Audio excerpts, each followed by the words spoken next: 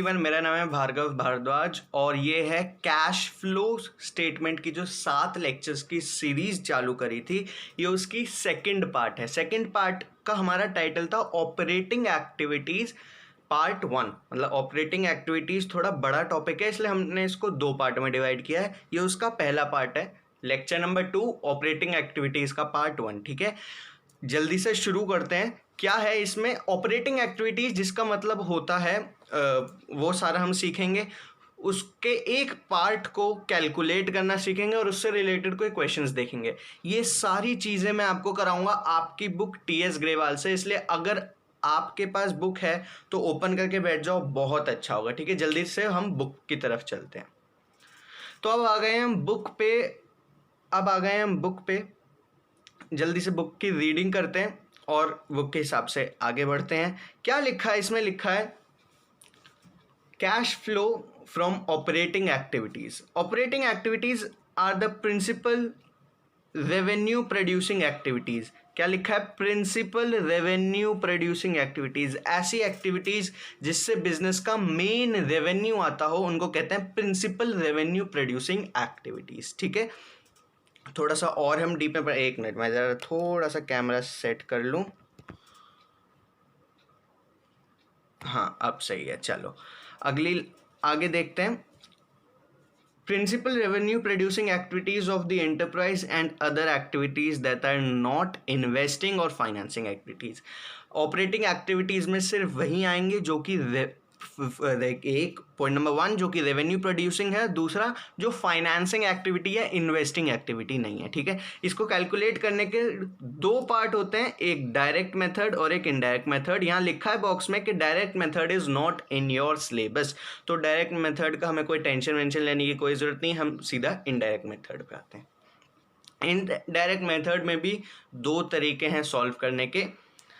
सब जो हम ढूंढने वाले हैं उसे क्या कहते हैं? जो हमें फाइंड करना है उसे कहते हैं determine net profit before tax and extra ordinary expenses. ये हम ढूंढने वाले हैं अपनी इस वीडियो में कि इसको कैसे कैलकुलेट करते हैं। ठीक है, हम स्टार्ट करते हैं। फर्स्ट मेथड क्या है? अगर स्टार्टिंग पॉइंट जो हमारी कैलकुलेशन का है वो अगर statement of profit and loss से शुरू होता है तो फिर हम ये तरीका अपनाएंगे। क्या है इस तरीके में? कुछ नहीं, हमें प्रॉफिट आफ्टर टैक्स, 1 मिनट मैं ये वाला भी सेट कर देता हूँ। Profit after tax as per statement of profit and loss आपको क्वेश्चन में दिया होगा, उसको उठाना है डायरेक्ट, कोई दिक्कत वाली बात नहीं है, सीधा इस पे चेप डालना है, लिख देना है। प्रॉफिट लिखा, उसके बाद ऐड करना है। क्या क्या चीज़ें ऐड करना है? एक तो provision for income tax made during the year, हमने जो इनकम टैक्स को पे करने का प्रोविजन बना रखा था उसको हम इसमें ऐड करेंगे। दूसरा, extra ordinary items debited as expense. क्या? Extra ordinary items debited as expense to statement of profit and loss. मतलब एक्सपेंस के तौर पे हमने जो भी नॉर्मल कोर्स ऑफ बिजनेस में जो एक्टिविटीज नहीं होती हैं, for example sale of goods, खैर ये तो इनकम का एग्जाम्पल है, पर ये भी ऐसा एग्जाम्पल है जो नॉर्मल कोर्स में नहीं होता ना। सेल ऑफ गुड्स कह रहा हूँ, सेल ऑफ एसेट। हर कोई थोड़ी रोज अपनी एसेट बेच देता है। ठीक है। दूसरा, लॉस बाय फायर, ये एक ऐसा लॉस है, एक ऐसा एक्सपेंस है जो कि रोजाना नहीं होता, हर साल नहीं होता, तो ये एक्स्ट्रा ऑर्डिनरी एक्सपेंस है और ये statement of profit and loss में जाता है। ठीक है, प्रॉफिट एंड लॉस अकाउंट हम बनाते आ रहे हैं 11 से, उसमें जाता है, तो ऐसा ये एक्सपेंस हुआ। माइनस लेस क्या करना है हमें इसमें? लेस करना है, लेस क्या करना है हमें इसमें लेस करना है refund of income tax. Refund of income tax को हमें इसमें से लेस करना है, मतलब माइनस करना है। जो भी इनकम टैक्स के लिए हमने प्रोविजन बनाया था वो हमने किया था ऐड। अब जो प्रोविजन, अच्छा प्रोविजन तो बन गया, ठीक है, दैट्स अ प्रोविजन, खत्म। अब इनकम टैक्स भरने के बाद जो रिफंड हमें मिला है, इनकम टैक्स भरने के बाद जो रिफंड हमें मिला है वो हम कर देंगे लेस, मतलब माइनस। देखा जाए मोटे मोटे तौर पे तो क्या हो रहा है? एक्सपेंसेस, ठीक है, एक्सपेंसेस या जो भी एप्रोप्रिएशन प्रॉफिट का जो हमने अलग रखा है प्रॉफिट में से, क्या एप्रोप्रिएशन प्रॉफिट का, जो हमने प्रॉफिट में से अलग रखा है उसको हम ऐड कर रहे हैं, और जो भी हमें रिसीव हो रहा है इनकम रेवेन्यू जो भी हमारा आ रहा है हम उसको माइनस कर रहे हैं। ज़रा एक बार इसकी थ्योरी पढ़ लेते हैं, क्या लिखी है। It is a statement that shows profit and loss earn, ठीक है, ये तो हम सबको पता है। इसमें क्या लिखा है, it will not have items of appropriation such as transfer to reserve, payment of dividend etc. जब हम टाइप 2 पे बढ़ेंगे, जब हम सेकेंड टाइप पे बढ़ेंगे तो हम देखेंगे कि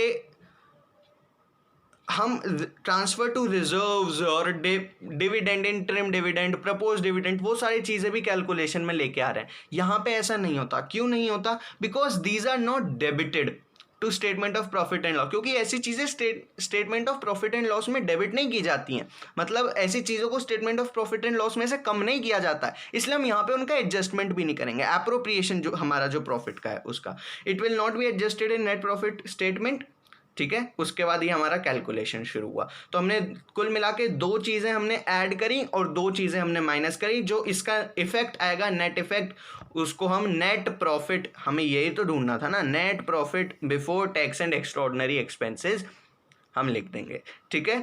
अगले पेज पे बढ़ते हैं, अगला पेज। चलो हम आते हैं नेक्स्ट पेज पे। नेक्स्ट पेज क्या है? अब ये है पार्ट बी। ये क्या है? ये है पार्ट बी। पार्ट बी मतलब अगर स्टार्टिंग पॉइंट हमारा surplus of balance sheet, balance in statement of profit and loss है, मतलब अगर हमें क्लोजिंग बैलेंस दे रखा है, हमें ओपनिंग बैलेंस दे रखा है, अगर किसका? Statement of profit and loss का, तब हम ये तरीका लगाएंगे। अगर क्लोजिंग बैलेंस और ओपनिंग बैलेंस दे रखा है, पीछे वाले तरीके में क्या था? हमें नेट प्रॉफिट दे रखा था, उसने सारी कैलकुलेशंस वगैरह ऑलरेडी कर रखी थी। अब यहाँ पे क्या है? हमें सिर्फ क्लोजिंग बैलेंस और ओपनिंग बैलेंस दिया, ठीक है। सबसे पहले आएगा डिफरेंस निकालेंगे हम उस ओपनिंग बैलेंस का और उस क्लोजिंग बैलेंस का। कैसे निकालेंगे डिफरेंस? सरप्लस कैसे निकालेंगे? Closing balance minus opening balance में से। कैसे? Closing balance minus opening balance करके हम इसका सरप्लस निकालेंगे। जो हमारे पास एक्स्ट्रा आया, जो हमारे पास ज़्यादा है, हम वो निकालेंगे, उसको यहाँ लिखेंगे। और क्या करेंगे? हम dividend proposed during the year, dividend paid during the year, dividend propose during the year, बात एक ही है। तो dividend propose during the year यहाँ लिखेंगे। क्या होता है? आप शेयर्स होते हैं कंपनी में, शेयर्स खरीदते हैं, उन शेयर्स पे जो वापस मिलता है, ठीक है, उन शेयर्स पे देखो, डिवेंचर हमने जब लेते हैं तो उस पे जो रिटर्न मिलता है उसको इंटरेस्ट कहते हैं, शेयर्स पे जो रिटर्न मिलता है उसको डिविडेंड कहते हैं। तो जो डिविडेंड हम देंगे, पे करेंगे, उसको इसमें ऐड करेंगे। एक तरीके से खर्चा है, जैसे मैंने पहले बताया था, हम सारे खर्चों को ऐड करेंगे, सारी इनकम को माइनस करेंगे। Interim dividend paid, interim dividend क्या होता है हम आगे डिटेल में पढ़ेंगे, उसके बारे में डेफिनेशन वगैरह भी देखेंगे। ट्रांसफर टू रिजर्व, पीछे हमने बात करी थी, transfer to reserve statement of profit and loss में हमने एप्रोप्रिएशन में नहीं काउंट किया था, इसलिए मेथड नंबर 1 में भी हमने उसको काउंट नहीं किया, उसको एडजस्ट नहीं किया। अब उसने, क्योंकि हमें सरप्लस दे रखा है, हमें क्लोजिंग एंड ओपनिंग बैलेंसेस दे रखे हैं, इसलिए अब उसने किया होगा। अगर उसने किया होगा तो अब हम उसको एडजस्ट भी करेंगे। कैसे एडजस्ट करेंगे? हम उस ट्रांसफर को ऐड कर देंगे। अगर हमारा जनरल रिजर्व बढ़ रहा है, DRR मतलब डिवेंचर रिडम्पशन रिजर्व बढ़ रहा है, हम उसको ऐड करेंगे। एक इंपॉर्टेंट चीज जो यहाँ पे ध्यान देने की है वो है SPR, सिक्योरिटीज प्रीमियम रिजर्व, यहाँ पे कैलकुलेट नहीं होता है। तो ये एक एक्सेप्शन है इस पॉइंट का कि सिक्योरिटीज प्रीमियम रिजर्व यहाँ पे कैलकुलेट नहीं करेंगे। नेक्स्ट है provision for tax made during the year. Provision हमने पिछली बार भी किया था, है ना, उसको ऐड किया। और extraordinary items as debited as expenses to statement of profit and loss, ये भी हमने पिछली बार किया था, ये वही है। नीचे के 2 काम वही हैं, ऊपर के 3 काम हमें एक्स्ट्रा हो गए, ठीक है। लेस क्या है? रिफंड ऑफ इनकम टैक्स, ये भी हमने पिछली बार किया था। और extraordinary items credited as income to statement of profit and loss, ये भी हमने किया था। ये 4 चीज़ें वही हैं जो हमने पिछली बार करी थी, सिर्फ 3 चीज़ें और सेकंड मेथड में आ जाती हैं जो कि ऐड हो जाती हैं, और इन सब की कैलकुलेशन करके निकलेगा net profit before tax and extraordinary items. यहाँ पे हमारा कैलकुलेशन वाला पार्ट खत्म हुआ है। अभी हम बढ़ेंगे आगे, इनकी डेफिनेशंस जानेंगे और एक दो क्वेश्चन देखेंगे कि ये क्वेश्चन में क्या हुआ, कैसे एक्चुअली में हमें इसे यूज करना है। ठीक है, हम थोड़ा सा नीचे बढ़ते हैं अपने ही बुक में उसी पेज पे, और यहाँ पे दिया हुआ है डिविडेंड पेड क्या होता है। जैसे मैंने आपको अभी एक्सप्लेन किया क्या होता है डिविडेंड, शेयर्स पे मिलने वाले रिटर्न को डिविडेंड कहते हैं। ठीक है, थोड़ा सा पढ़ लेते हैं, मैंने थोड़ी कोशिश करी, अंडरलाइन वगैरह पढ़ के मैं थोड़ा सा पढ़ के आया था, थोड़ी सी पढ़ लेते हैं। क्या लिखा है, proposed dividend of previous year, proposed dividend of previous year is shown as appropriation that is deducted from surplus and balance in statement of profit and loss। इसमें से माइनस किया था, माइनस होता है।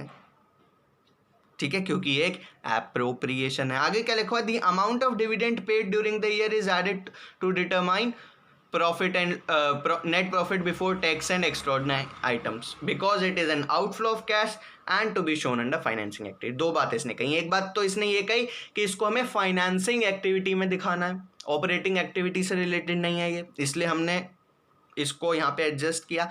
दूसरी बात जो इसने कही है वो है कि amount of dividend paid during the year is added.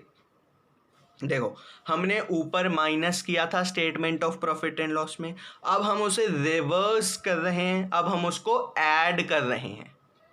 ठीक है, मेथड 1 में हमने ऊपर माइनस भी नहीं किया था, इसलिए हमने उसको बाद में ऐड भी नहीं किया, लेकिन मेथड 2 में हमने उसको माइनस भी किया और हमें इसलिए उसका इफेक्ट खत्म करने के लिए उसको रिवर्स किया और उसको ऐड भी किया। क्या ऊपर देखा था ना, डिविडेंड पेड हमने ऐड किया था, तो ऐसे ये एक एक करके बता रहा है। देखो अब क्या है, अब है इलस्ट्रेशन नंबर 14, इसको आप खुद देख लेना, बहुत छोटी सी इलस्ट्रेशन है। अभी एक ही पॉइंट डील किया है जो अभी हमने पढ़ा है, दैट इज डिविडेंड वाला। हम नेक्स्ट डेफिनेशन पे पढ़ते हैं इंटरिम डिविडेंड की। मैंने बताया था हम इसे आगे डिटेल में पढ़ेंगे, इसकी डेफिनेशन भी पढ़ेंगे, वो उसी का ही अब समय आ चुका है। क्या कर रहे हैं हम, इसकी डेफिनेशन पढ़ रहे हैं। Interim dividend is a dividend that is declared by the board of directors and also paid within the same financial year। इसको मैंने पहले से हाईलाइट किया क्योंकि तब की किताब है जब मैंने पढ़ी थी, और क्योंकि सिलेबस चेंज नहीं हुआ है इसलिए हम अब भी पढ़ रहे हैं। उस टाइम इम्पोर्टेंट थी, एंड आई रिमेंबर मेरे एग्ज़ाम में इसके बारे में पूछा गया था, इसलिए मैंने हाईलाइट किया है। Paid with in the same financial year. वैसे भी सीबीएसई बोर्ड ने आपके 20 मार्क्स के एमसीक्यू लगा दिए हैं हर सब्जेक्ट में, तो हो सकता है एज एन एमसीक्यू आपसे पूछ लिया जाए, तो आपको ऐसे छोटी छोटी बातों का ध्यान देना पड़ेगा। हम उसे सेम फाइनेंशियल ईयर में पे कर देते हैं and does not require approval of share holders. मतलब ऐसा डिविडेंड शेयर्स पे जो बोर्ड ऑफ डायरेक्टर्स ने डिक्लेयर कर दिया है और उसी साल पे किया जाता है। क्या बोला मैं, उसी साल पे किया जाता है। इसका हमने क्या कहते हैं, इसको हमने ऐड किया था। नेक्स्ट पेज पे बढ़ते हैं। Next page, let me set the page. Yes, fantastic. ये क्या कह रहा है, interim dividend is added to net profit because of the reason that it is an item of financing activity. Financing activity का item है, इसका operating से कुछ लेना देना नहीं है, इसलिए हम इसको में से इसको एडजस्ट करेंगे। Second, add to the current year's profit, show as cash use outflow in financing activity। क्या है, करंट ईयर के प्रॉफिट में, तो इसको हम करेंगे ऐड। ये ट्रीटमेंट हुआ ऑपरेटिंग। ये देखो, cash flow statement from operating activities को कैसे डील करना है, ये डील करना है। Add to the current year's profit, जो हम प्रॉफिट बिफोर नेट आइटम्स, जो इसकी कैलकुलेशन जो हम आज सीख रहे हैं before tax and extraordinary items, उसमें तो हम इसे करेंगे ऐड, और फाइनेंसिंग एक्टिविटी में जाके ये एज एन आउटफ्लो शो हो जाएगा। जब फाइनेंसिंग एक्टिविटी करेंगे तो अभी आगे देखेंगे आउटफ्लो इनफ्लो क्या होता है। कैश का आउटफ्लो मीन्स कैश का जाना, इनफ्लो मीन्स कैश का आना। ठीक है, out in out in out in से बहुत अच्छा समझ में आ रहा है। तो फाइनेंसिंग एक्टिविटी में इसमें ये करते हैं। क्वेश्चन डिस्कस कर लेते हैं। ये illustration number 15 is a very important illustration. It is a very important illustration. मैं चाहता हूँ इस पर बिल्कुल ध्यान से देखा जाए, क्योंकि इसमें एक छुपी हुई बात है जो अभी तक ना मैंने पढ़ाई है ना बुक में लिखी है, लेकिन एक ऐसी कॉमन सेंस, एक ऐसी छुपी हुई चीज़ जो आपने अब तक जितना भी आपने अकाउंट्स पढ़ा है उसका आपको रिजल्ट बता देगी कि आपने सही पढ़ा, ध्यान से पढ़ा या नहीं पढ़ा। ठीक है, क्या है क्वेश्चन, कहता है इक्विटी शेयर कैपिटल उसने दे रखे हैं 2017। अच्छा, ईयर्स का ध्यान देना है, ठीक है, ईयर्स का ध्यान देना है, प्रीवियस ईयर और दिस ईयर ज़रूरी नहीं है वो प्रीवियस ईयर इधर ही लिख के दे, दिस ईयर इधर लिख के दे, या उल्टा करके दे, चेंज होगा। You have to keep in mind, because आगे जब हम कैलकुलेशंस करेंगे तो हम देखेंगे हमें दोनों वैल्यू को कंपेयर करना होगा कि भाई पिछले साल क्या थी, इस साल क्या है। अगर आपने ये उल्टा कर लिया तो आप इस साल वालों को पिछले साल से कंपेयर कर दोगे, हमें क्या करना है, पिछले वाले को इस साल से कंपेयर करना है, तो वो फिर क्या, अमाउंट भी गलत और आपकी कैलकुलेशन भी गलत। तो हम उस चीज़ का ध्यान रखेंगे। इसने बोला 2017 में 5 लाख वैल्यू है, 2018 में ही 5 lakh value equity share capital की। ठीक है भैया, 10% रिडीमेबल प्रेफरेंस शेयर कैपिटल इसने दिया है 5 लाख, 5 लाख मतलब इक्विटी शेयर्स की भी इसने हमें बात बताई और प्रेफरेंस शेयर्स की भी इसने हमें बात बताई। फिर इसने बोला surplus that is balance in statement of profit and loss, इसने हमें दिया 2.5 लाख और 4.5 लाख। देखो आपके 90% of the questions second method से सॉल्व होंगे जहां पे आपको बैलेंसेस दिए होंगे। ठीक है, फर्स्ट मेथड बाय चांस कभी आ जाए तो आ जाए, वैसे नॉर्मली तो मैंने तो नॉर्मली आते हुए नहीं देखा।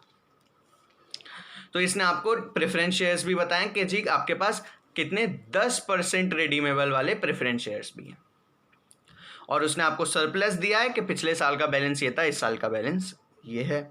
शाबाश। और हमने क्या सीखा था सरप्लस निकालने के, क्लोजिंग माइनस ओपनिंग, मतलब 4,50,000 माइनस 2,50,000 दैट इज 2 लाख। दिखाई दे रहा है सबको कैलकुलेशन, दैट इज 2 लाख। एक मिनट जरा मैं बस देखो, दैट इज 2 लाख। अब सही है ना, दिखाई दे रहा है ना, वेरी गुड। फिर डिविडेंड पेएबल उसने बोला है 20,000, हम 20,000 का डिविडेंड पे कर रहे हैं, that is the first point जो हमने डिस्कस किया था। ठीक है, कोई बात नहीं, करो पे, हमारा क्या रहता है, करो। डिविडेंड हमने पे किया। फर्स्ट आता है प्रपोज, हमें एडिशनल इन्फॉर्मेशन भी दी हुई है कुछ क्वेश्चन में, इसमें लिखा है proposed equity dividend for the year 2017-18 is 1,50,000 and 1 lakh respectively. Proposed equity dividend और second interim dividend is 50,000 on equity shares. ठीक है, इंटरिम डिविडेंड हमेशा इक्विटी शेयर्स पे देते हैं, कोई दिक्कत नहीं।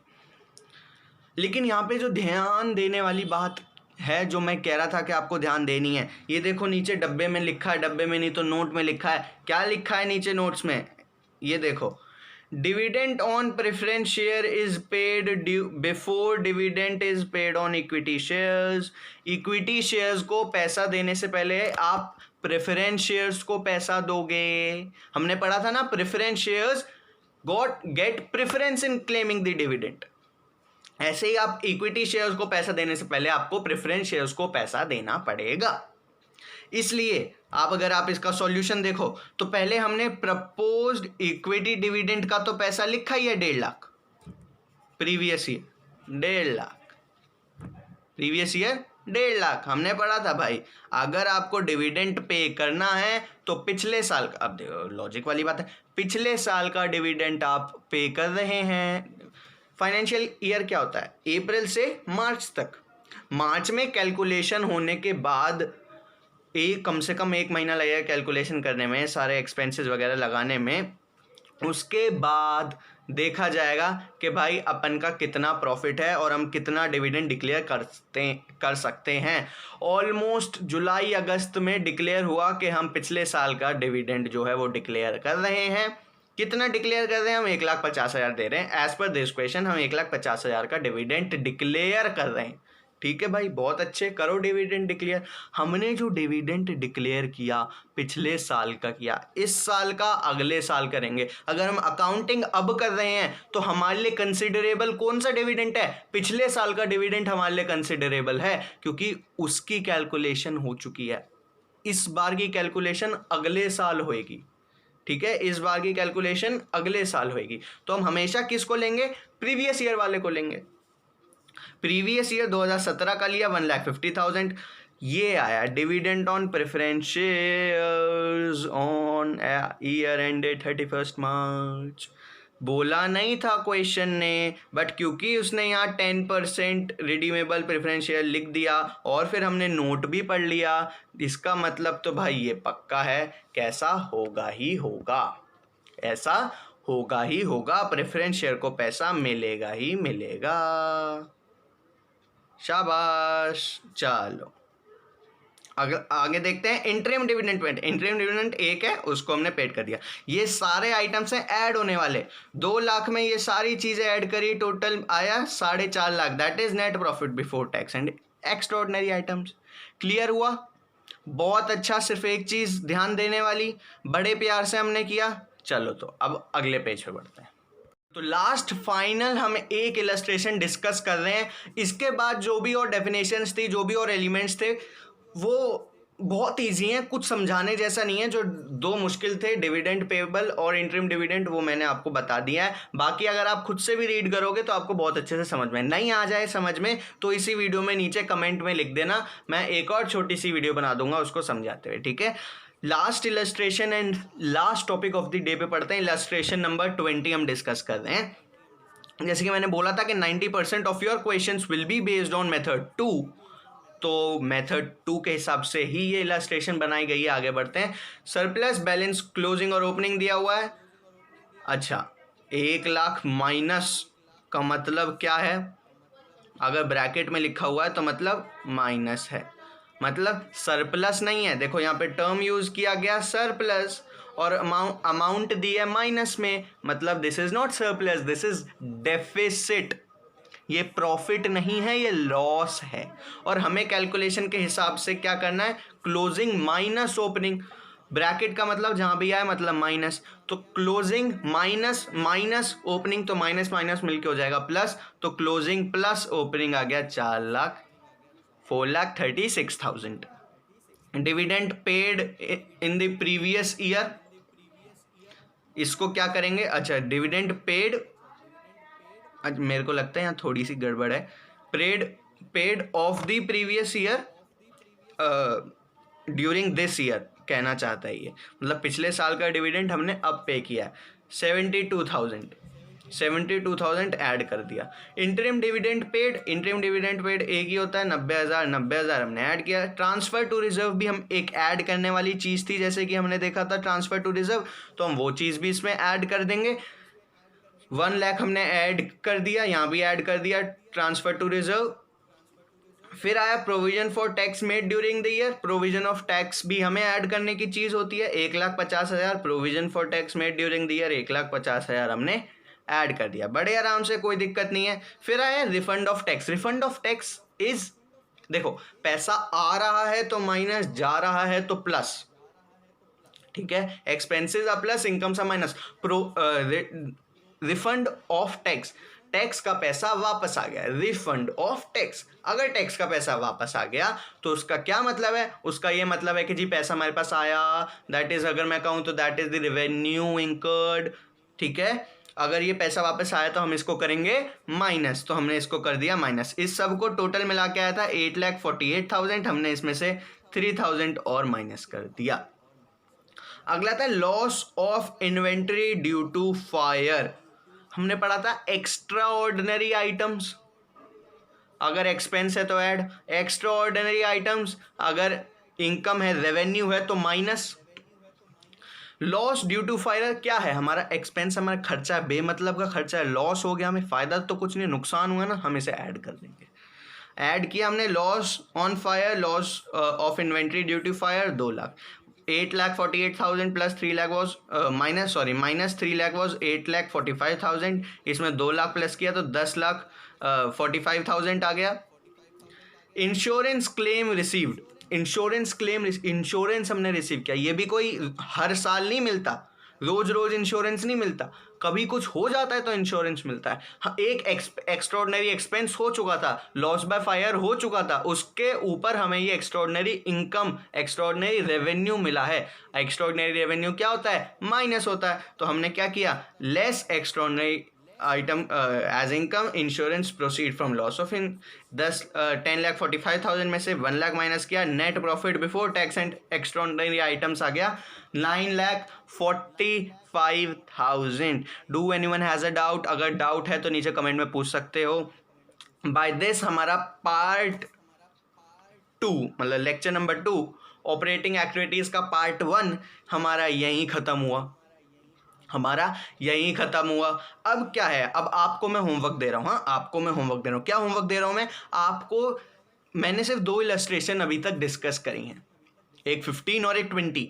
जितनी भी इलस्ट्रेशन है मतलब 16, 17, 18, 19 तो एटलीस्ट होंगी, एक शायद हमने स्टार्टिंग में भी छोड़ी थी। ठीक है, जितनी भी इलस्ट्रेशन जितना मैंने पढ़ाया है उससे रिलेटेड है, उसे एक बार घर से खुद कर लेना। देखो यहाँ सॉल्यूशन लिखा हुआ ना, हाथ रख के, फ़ोन रख देना, इसके ऊपर कुछ भी रख देना उसके ऊपर। जैसे मेरे पास फ़ोन तो नहीं है, मेरे पास फ़ोन का कवर है, तो मैं फ़ोन का कवर अगर खैर इससे दिखेगा, बट अगर मैं ऐसे करके इसको रख दूँ तो मेरे को सॉल्यूशन बहुत ज़्यादा दिखाई नहीं दे रहा।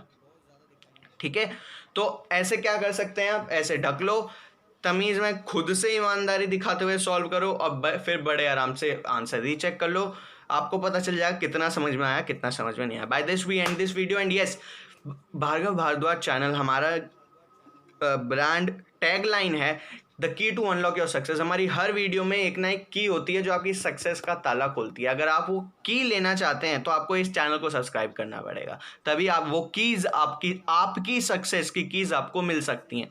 और जब आप चैनल सब्सक्राइब कर ही रहे हो तो सामने बेल आइकन आता है ना, उसको भी हिट कर देना, क्योंकि क्या है ना, जो की आपके पास है वो सबसे पहले सिर्फ और सिर्फ आपके पास होनी चाहिए, तभी आप फर्स्ट मूवर एडवांटेज ले पाओगे और उसे बेटर हो पाओगे। तो उस की को सबसे पहले लेने के लिए आपको क्या करना है, बेल आइकन दबाना है, और उस की को लेने के लिए आपको चैनल को सब्सक्राइब करना जरूरी है। By this I end my voice here. Thank you for watching till this time. Thank you again and bye bye.